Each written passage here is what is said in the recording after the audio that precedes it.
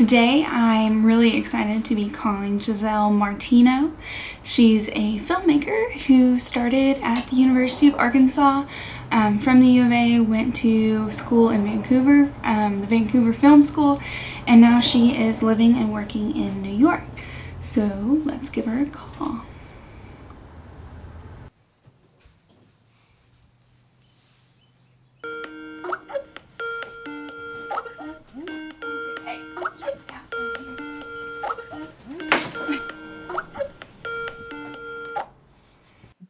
Oh, hi.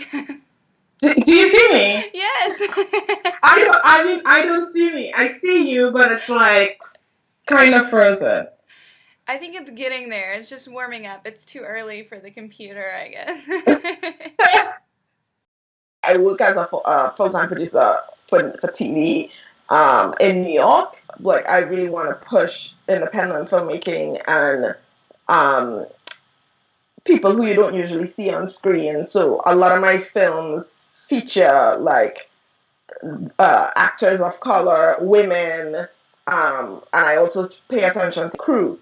Like my crew is like from everywhere because I'm from everywhere, so I sort of like try to honor that and like not really add to the problem and try to sort of be. I know like it's just me. I'm not like have all the leverage in Hollywood, but I feel like if I can make like it's just one film company that sort of makes a difference, then I guess I'll make a difference with it too. So yeah.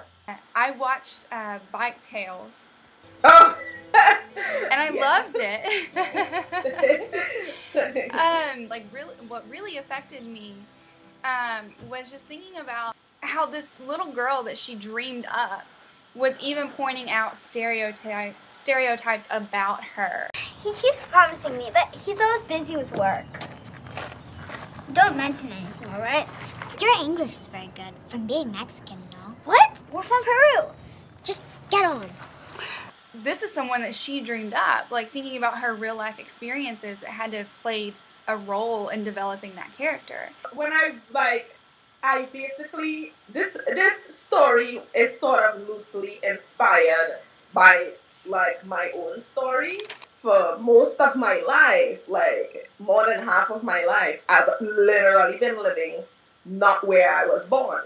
So I've always had to like reintegrate into a different culture. It just was an idea of like, how can I find common ground with people, you know? And it changed on a day. It didn't actually, the story is not specific to a bike for me. I joined like a theater group to befriend people. I also watched Take Me Home and Soon Enough. So you were a producer. I produced those too, yeah. As a woman, especially, like, there's a lot. You still have to deal with different levels of misogyny. And it doesn't matter if you're a woman of color or you're just a white woman. Like, it doesn't matter. There is levels of misogyny. But it's so ingrained that I don't think, like, a lot of white male, older men that are in the Hollywood industry, they aren't aware that they are being the way that they are, you know? They think it's fine. They think we'll get over it. And they really don't think, because no one has told them for decades that how they approach is wrong. But they also are very protective of who they are. And they feel like if they have to change because somebody doesn't like that, it somehow their power isn't relevant anymore. So yeah, you deal with that all the time as a producer, even now. I feel like one of the lucky people, because I know like a lot of people like are still trying to get close to where I am right now. And I feel like I'm not where I need to be, but I'm very grateful. Is there a burden associated with being a woman of color in a producing director role, in the sense that people may expect you to do a typical African American film, or expect every single piece you do to have some kind of profound meaning, when You may just want to do just a simple love story with no nothing behind it. Personally, it's not because as a producer, you get to say, you have the power to say no, right? As a producer, you have that power. For instance, I will not do any movies about slavery. That's the two reasons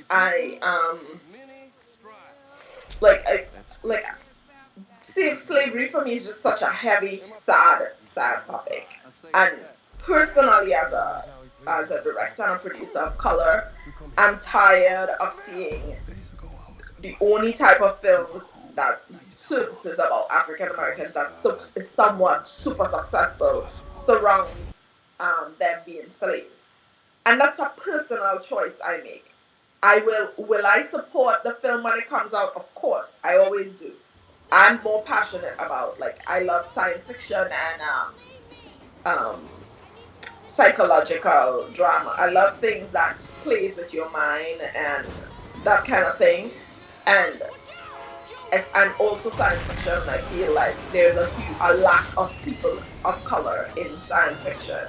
I was at with Disney, I was at a Marvel event, and they were talking about other new initiatives and stuff for Marvel.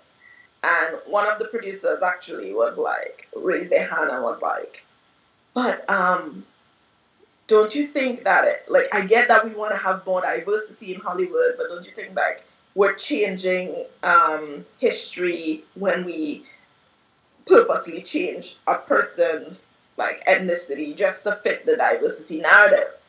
And Kevin, who's like one of the biggest EPs in Marvel, who I also really admire, he made the best comment, and he said, you do realize the Marvel universe is completely made up, right? I mean, we haven't changed any real history. Like, the entire universe is made up. And it's like, he sat there, I saw when the guy who commented sat down, like, and it took him a while to process it.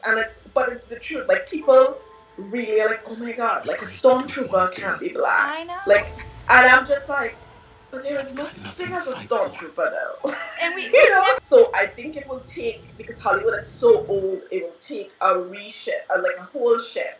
And it cannot just be to me, what I think is what will become the burden is that it cannot be the responsibility of me or other producers or directors of color. It has to be a collective responsibility. It's the same thing I feel about like Black Lives Matter and like what was happening in Dakota Access Pipeline and the undocumented immigrants. I feel like you cannot expect a marginalized group of people to constantly rise above and push for justice when the system of justice was not designed for them. Our reach will only be as big as maybe our niche, and other people of color will support us. We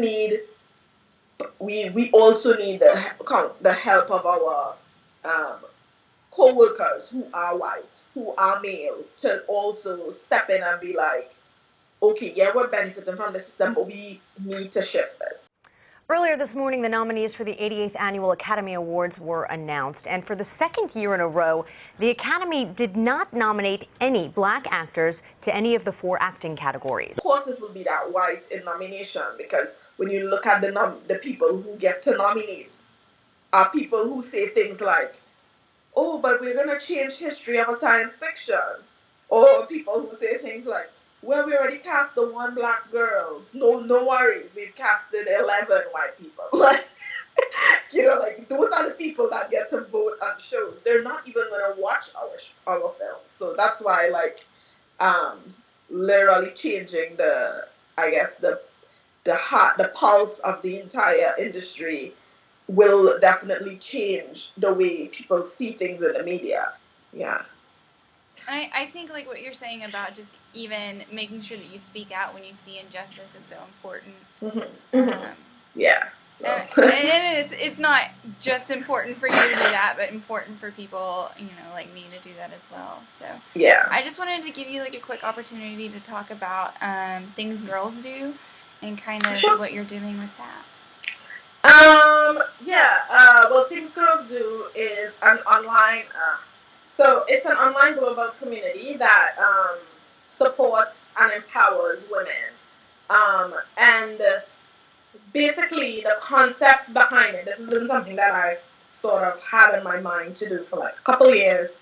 And it's really a platform so that women can speak for themselves. So basically, when I did not want, it's sort of a reverse journalism. I didn't just want to be the voice for women. As a woman, I wanted to provide the platform so that women can be the voice.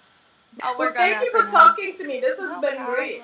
No problem. And good luck with your project. Thank you so much. Yeah.